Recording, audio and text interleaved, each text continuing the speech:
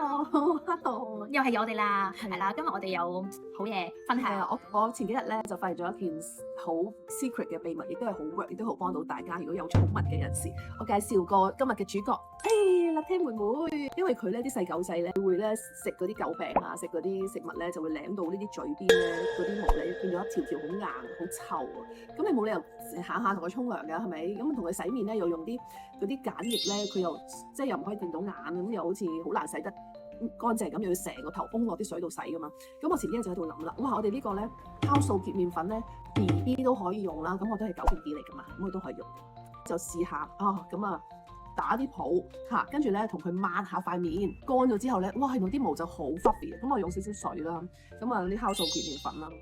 咁啊打啲泡就同佢洗個面，咁完全係冇傷害嘅。我淨係洗佢啲毛啫，我唔係洗佢啲皮膚。咁啊打咗啲泡出嚟啦，咁我咧就會哇，即係當佢塊面好臭嘅時候咧，我就會用呢啲少少泡咧，就同佢揩下塊面。咁我而家示範下俾大家睇，咁佢又唔會覺得好抗拒嘅。咁揩下佢啲毛咧，佢唔會覺得唔舒服啊，所以佢又舐咗都冇問題，因為 BB 都用得嘅，BB 我哋沖涼都得嘅。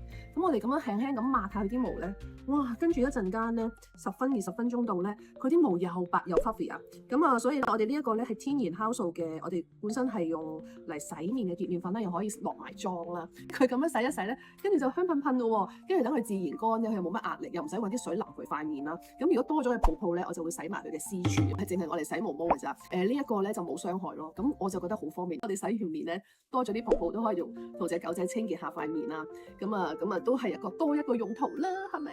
都係一個非常非常好嘅方法啊！因為咧動物都唔可以用啲太過刺激性嘅嘢。係啊，咁呢個咧係 pH 5.5嘅酵素洗面粉啦，所以我哋點解話咧敏感皮膚都用得啦？其實連動物啦、BB 仔都得，係非常之安全嘅，大家記住啦。